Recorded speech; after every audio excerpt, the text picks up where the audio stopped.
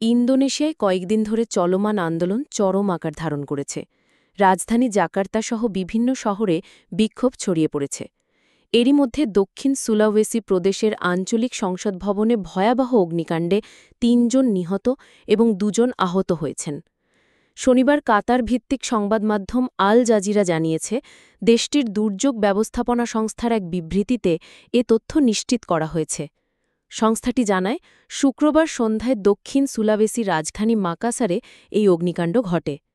আল জাজিরার প্রতিবেদনে বলা হয়, সরকারি কর্মকর্তাদের বেতন ভাতা কমানো, শ্রমিকদের মজুরি বাড়ানো, কর হ্রাস এবং দুর্নীতিবিরোধী কঠোর ব্যবস্থা গ্রহণসহ বেশ কয়েকটি দাবিতে ইন্দোনেশিয়ায় আন্দোলন চলছে।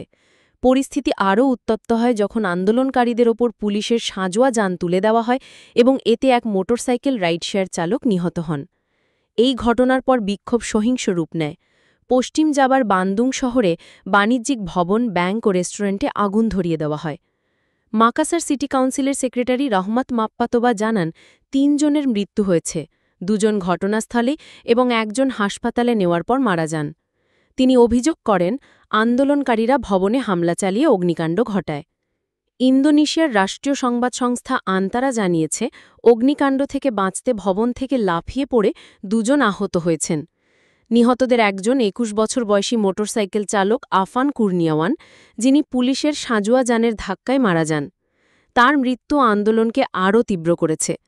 এই অস্থির পরিস্থিতি দেশটির নবনির্বাচিত রাষ্ট্রপতি প্রাবোয়ো সুবিয়ান্তোর জন্য এক অগ্নি পরীক্ষা হয়ে দাঁড়িয়েছে।